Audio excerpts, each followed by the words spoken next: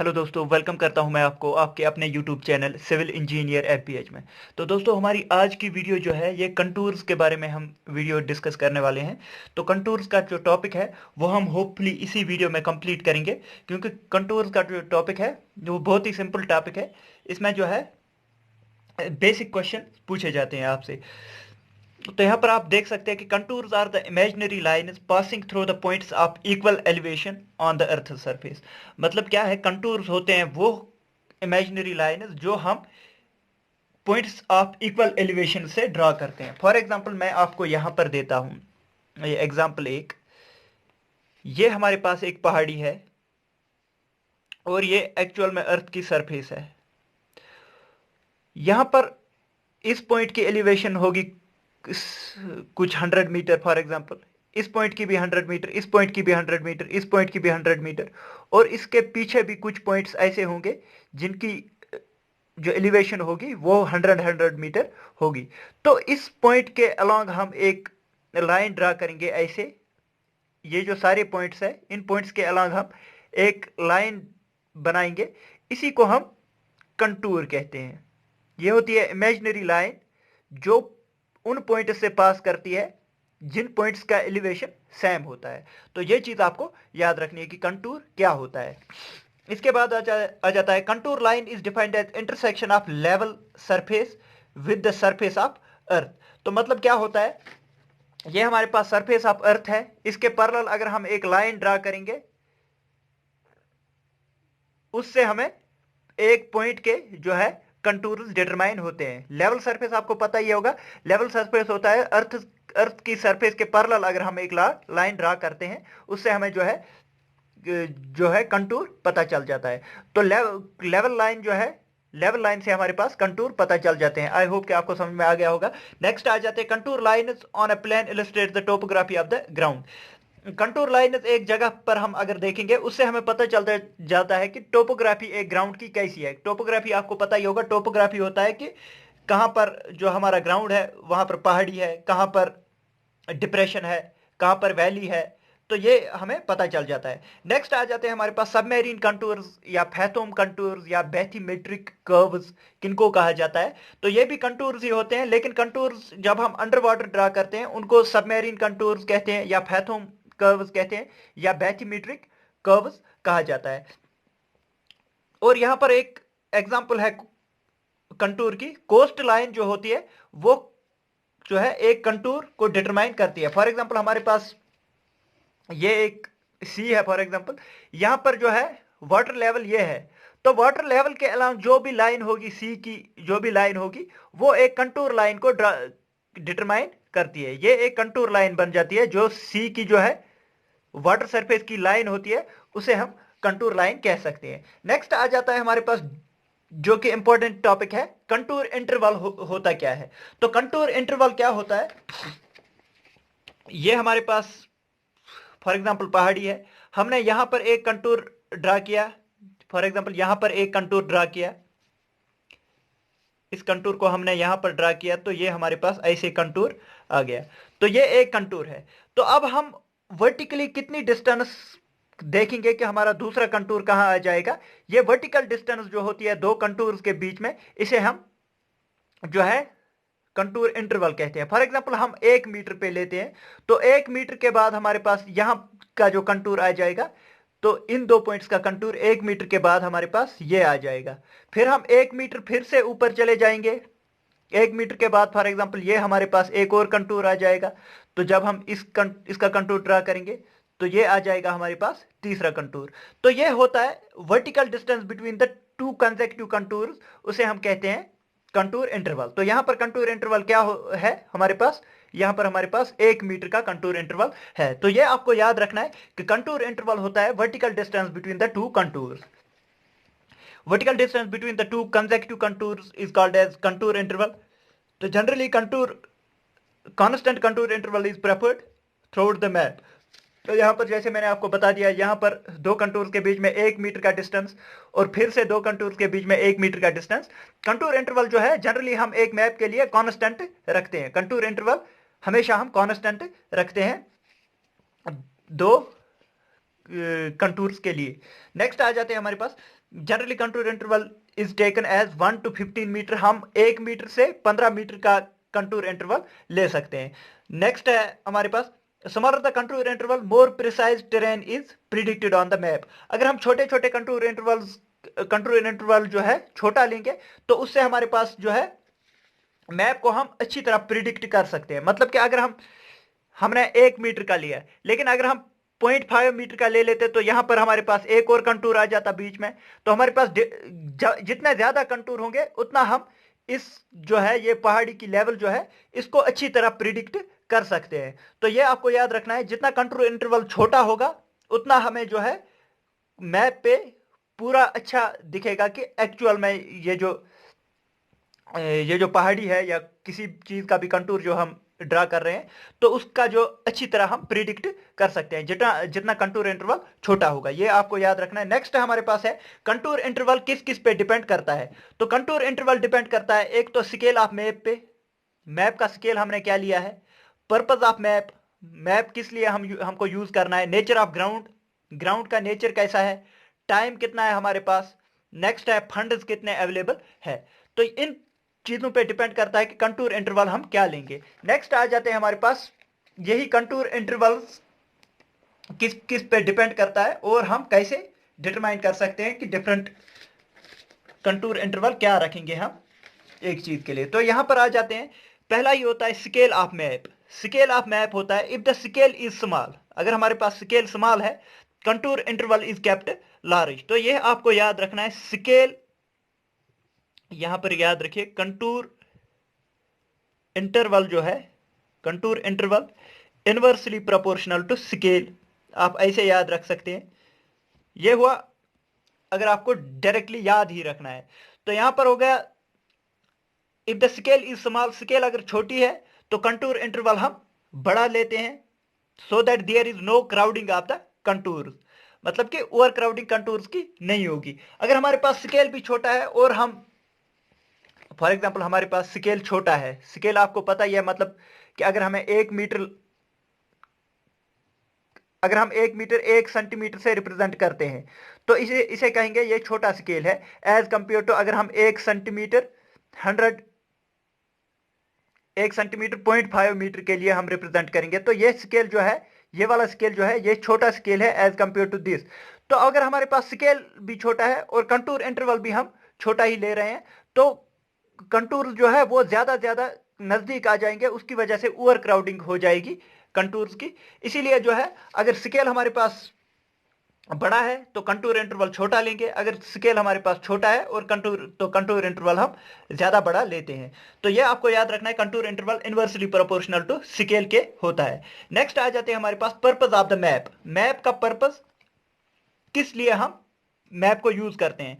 Contour interval depend करता है map किस यूज के लिए हम किसके लिए यूज कर रहे हैं। Contour interval is kept small so that the map serves an intended purpose, मतलब कि अगर हमें अच्छी तरह एक जो कोई डेफिनेट काम हमें इससे लेना है कंटूर से तो उसके लिए कंटूर इंटरवल हम छोटा लेंगे ताकि हम अच्छी तरह प्रिडिक्ट कर सकें कि जो है हमारे पास टोपोग्राफी एरिया की क्या होगी। तो इसीलिए जो कंटूर इंटरवल है, कंटूर इंटरवल हम छोटा लेते हैं अगर हमें किसी इंपॉर्टेंट पर्पज के लिए जो है चाहिए मैप।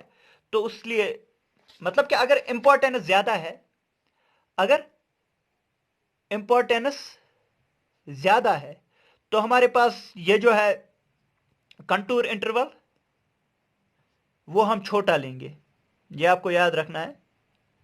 कंटूर इंटरवल अगर इंपॉर्टेंस एक प्रोजेक्ट की ज्यादा है तो उसके लिए कंटूर इंटरवल छोटा लेंगे ताकि हमारे पास जो है कंटूर इंटरवल नजदीक नजदीक आ जाए और हमें अच्छी तरह टोपोग्राफी एक एरिया की पता चल जाए। ऐसे ही अगर हमारे पास इंपॉर्टेंस कम है तो कंटूर इंटरवल हम ज्यादा भी ले सकते हैं।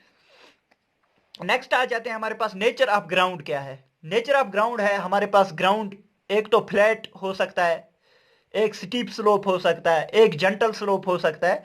तो उस पर भी डिपेंड करता है कि हम जो है कंटूर इंटरवल को क्या रखेंगे।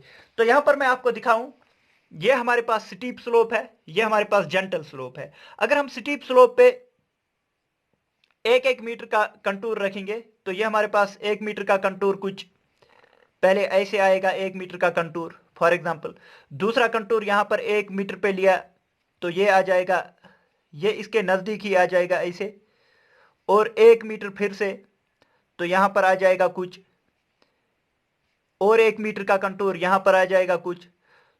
मतलब कि स्टीप स्लोप के केस में हमारे पास कंटूर जो है वो नजदीक नजदीक आ जाएंगे।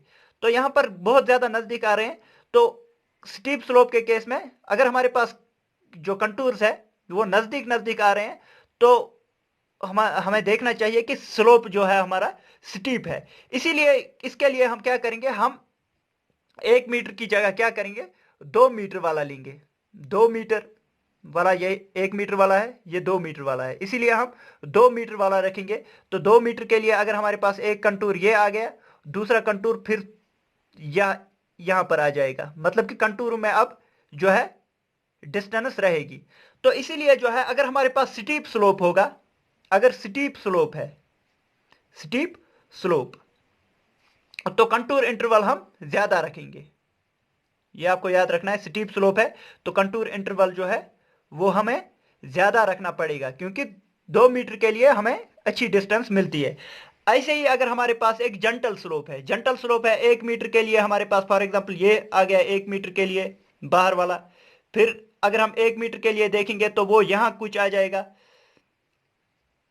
और 1 मीटर के लिए देखेंगे तो वो कुछ यहां पर आ जाएगा, ये वाला कंटूर एक, मतलब कि यहां पर डिस्टेंस अब ज्यादा रह रहा है। तो हम 0.5 मीटर वाला लेंगे। 0.5 मीटर के लिए देखेंगे तो फिर हमारे पास कुछ नजदीक नजदीक आ जाएंगे, ताकि हमें जो है एरिया की पूरी जानकारी मिल सके।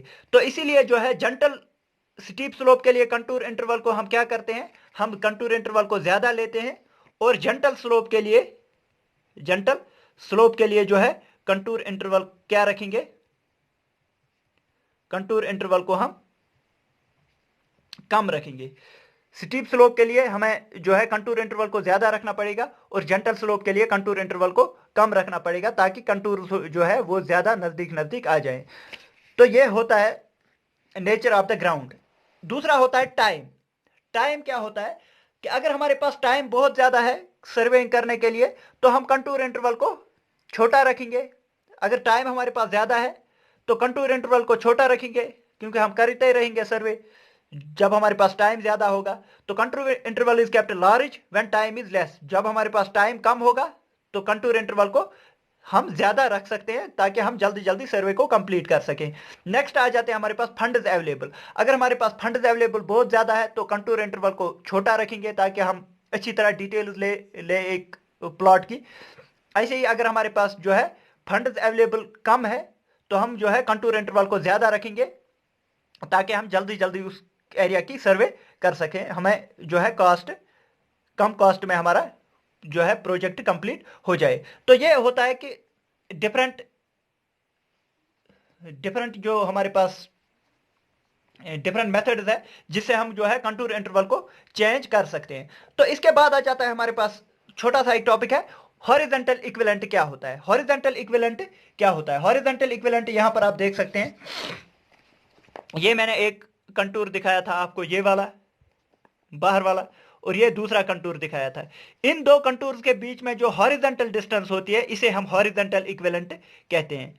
तो कंटूर मैंने आपको बता दिया था, अगर हम एक कंटूर के लिए 1 मीटर जो है कंटूर इंटरवल होता है, 1 मीटर यहां पर लेंगे एक दो कंटूर्स के बीच में, फिर आगे दो कंटूर्स के बीच में फिर से हमें 1 मीटर लेना होगा। तो कंटूर इंटरवल जो है वो कांस्टेंट होता था, लेकिन हॉरिजॉन्टल इक्विवेलेंट जो है वो टाइम टू टाइम चेंज होता है, पॉइंट टू पॉइंट चेंज होता है। मतलब कि यहां पर कंटूर इंटरवल हॉरिजॉन्टल इक्विवेलेंट जो है वो ज्यादा है, इसी कंटूर में यहां पर अगर देखेंगे तो यहां पर जो है वो कम है।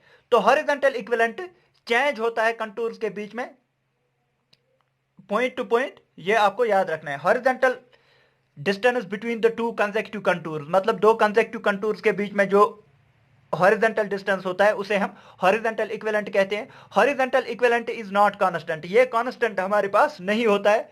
और जो हमारे पास वर्टिकल इक्विवेलेंट था या फिर जिसे हम कंटूर इंटरवल कहते थे वो कांस्टेंट होता था। Horizontal equivalent changes from point two point, ये भी आपको याद रखना है। हॉरिजॉन्टल इक्विवेलेंट जो है वो पॉइंट टू पॉइंट चेंज होता है। और हॉरिजॉन्टल इक्विवेलेंट के लिए और दो पॉइंट्स आपको याद रखने हैं। हॉरिजॉन्टल इक्विवेलेंट जो है स्टीप स्लोप के लिए, अगर हमारे पास स्टीप स्लोप है तो हॉरिजॉन्टल इक्विवेलेंट कम होता है। यहां पर आप देख सकते हैं ये हमारे पास स्टीप स्लोप है, इसके लिए जो है हॉरिजॉन्टल इक्विवेलेंट यहां पर देख सकते हैं वो कम है, बहुत कम डिस्टेंस है दो कंटूर्स के बीच में, हॉरिजॉन्टल डिस्टेंस। और अगर हमारे पास जेंटल स्लोप के केस में देखेंगे तो हॉरिजॉन्टल इक्विवेलेंट जो है वो बहुत ज्यादा होता है। तो यहां पर आप देख सकते हैं हॉरिजॉन्टल इक्विवेलेंट के लिए दो पॉइंट्स आपको फिर से याद रखने हैं। स्टीप स्लोप के लिए हॉरिजॉन्टल इक्विवेलेंट कम होता है और जेंटल स्लोप के लिए हॉरिजॉन्टल इक्विवेलेंट ज्यादा होता है। यहां पर मैंने आपको एग्जांपल से दिखा दिया। नेक्स्ट आ जाते हैं हमारे पास, नेक्स्ट है हमारे पास कैरेक्टरिस्टिक्स ऑफ कंटूर लाइन्स, जिससे ज्यादा जो है ऑब्जेक्टिव क्वेश्चंस पूछे जाते हैं।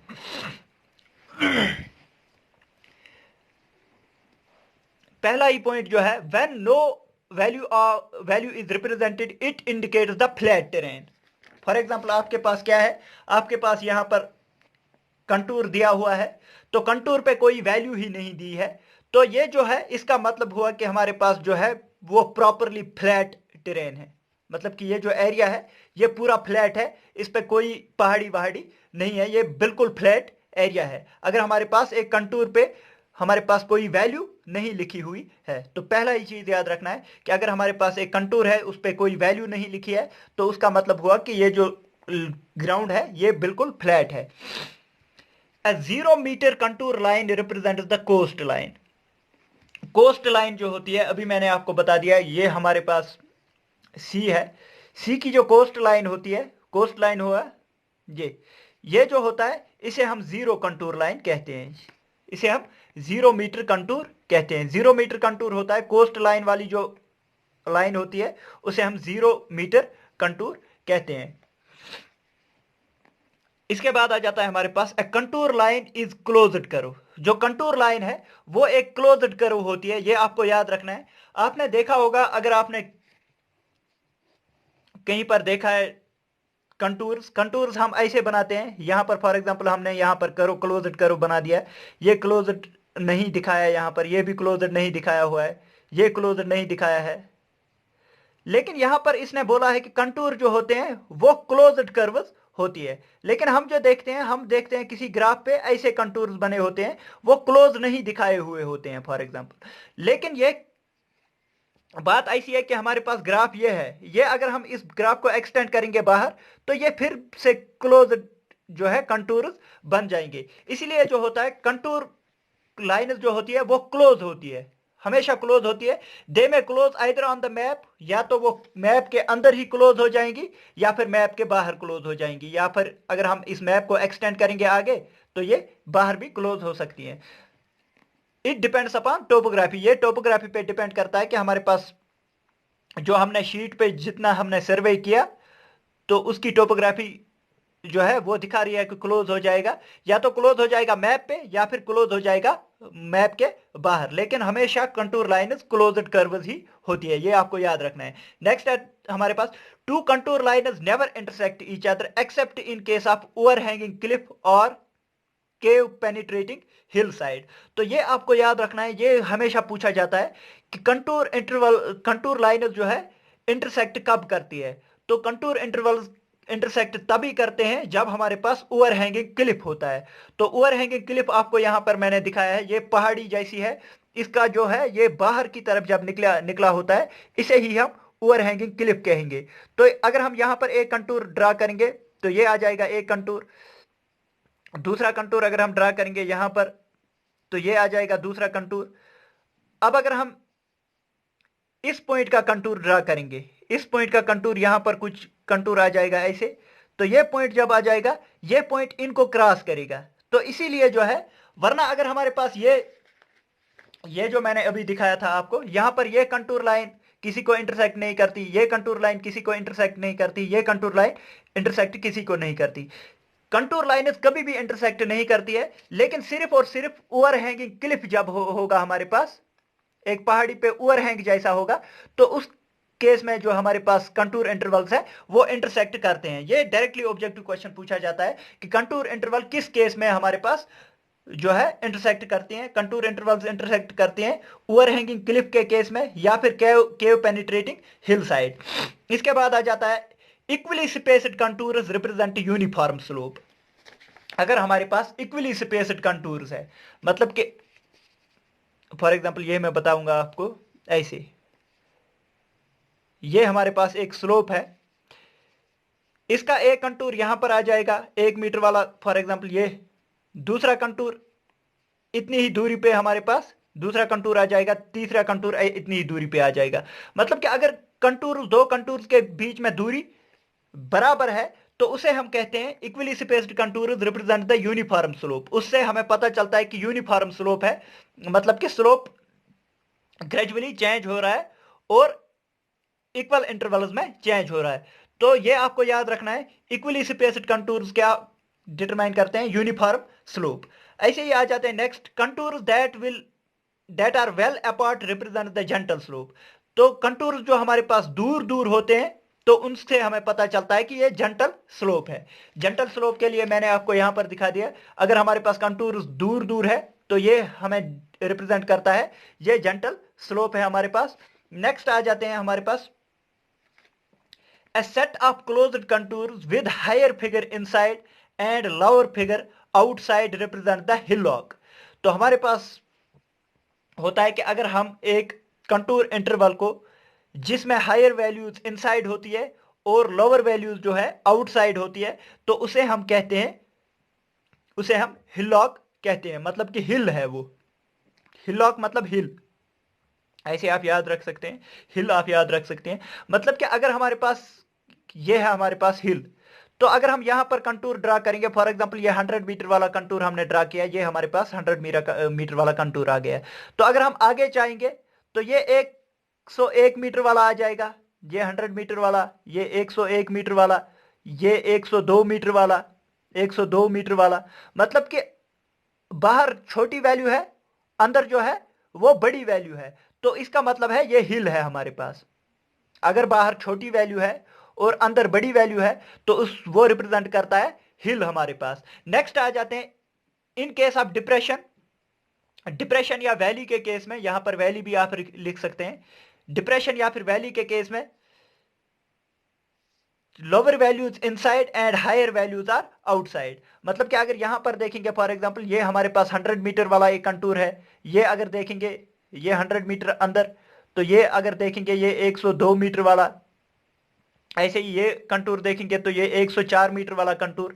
मतलब कि अगर हमारे पास अंदर छोटी वैल्यू है और बाहर की तरफ जो है वैल्यूज बढ़ रही है, तो उस केस में हमारे पास ये रिप्रेजेंट करता है, ये डिप्रेशन को रिप्रेजेंट करता है या फिर वैल्यू को रिप्रेजेंट करता है। तो आपको याद रखना है, अगर हमारे पास बाहर छोटी वैल्यू है अंदर बड़ी वैल्यू है तो वो रिप्रेजेंट करता है हिल को, और अगर हमारे पास अंदर छोटी वैल्यू है और बाहर की तरफ जाने पर बड़ी वैल्यू आ रही है तो उसको वैली या फिर डिप्रेशन रिप्रेजेंट करती है। इसके बाद हमारे पास एक दो पॉइंट्स और है,